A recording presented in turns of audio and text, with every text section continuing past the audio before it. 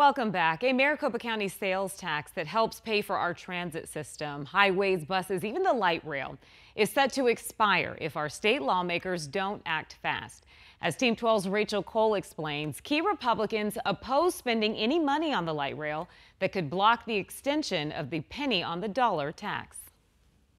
Hey guys, Governor Katie Hobbs already saying she'll veto a Republican-backed bill that she says doesn't meet the needs of the county's fast-growing economy. What they sent to my desk is not it. The governor suggesting the latest bill ties the hands of Maricopa County voters.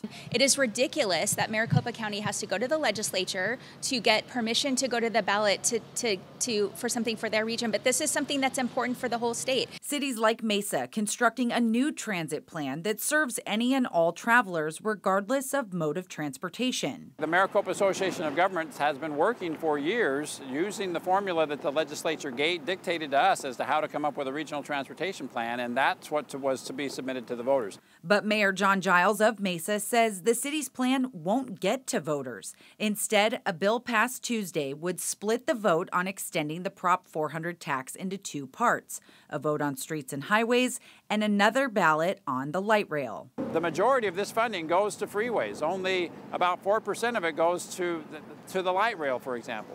Republican Senator Jake Hoffman saying even that 4% of funding for the light rail is wasted. Taxpayers shouldn't be forced to fund a transit system like light rail that accommodates less than 1% of the Valley commuters.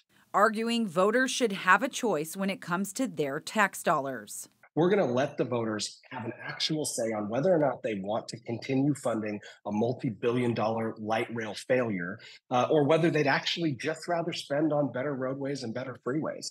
Mayor Giles, though, focusing on big picture growth in Maricopa County and transit sustainability, hoping to keep Prop 400 and the current tax as is. We want to continue that plan, and it'll continue to pay for roads and streets and highways and transit.